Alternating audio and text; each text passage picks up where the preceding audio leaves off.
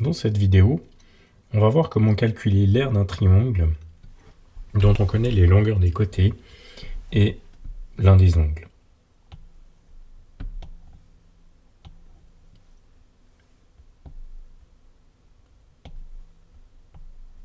Il s'agit comme d'habitude du triangle ABC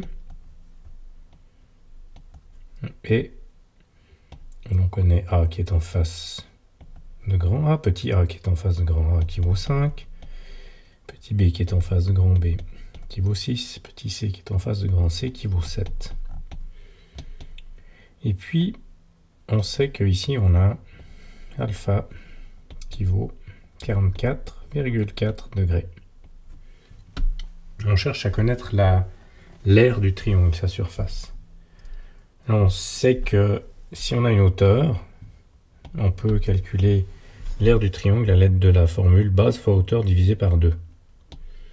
Alors comme on a l'angle alpha, on va tracer la hauteur issue du sommet B qui fait face entre guillemets à l'angle alpha. Et on appelle cette hauteur h. Donc là, on peut déjà écrire que l'aire, la surface du triangle, va se calculer comme suit.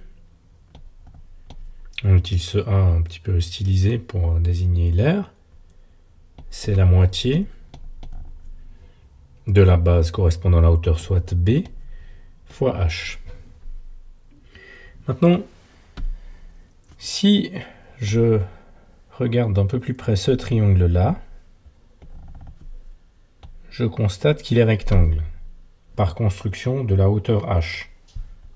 Donc j'ai bien un triangle rectangle ici dans lequel je peux faire de la trigonométrie dans le triangle rectangle. Et je peux écrire sinus alpha égale opposé soit h divisé par hypoténuse soit c. En multipliant par c cette expression de chaque côté,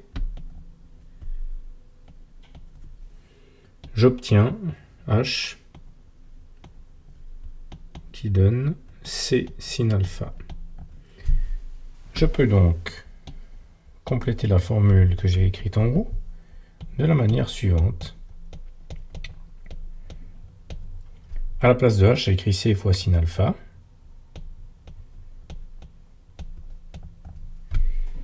Je remplace dans le calcul les valeurs, ce qui me donne ici 1/2 fois 6 fois 7 fois sinus 44,4, ce qui me donne environ, après calcul, 14,7 unités.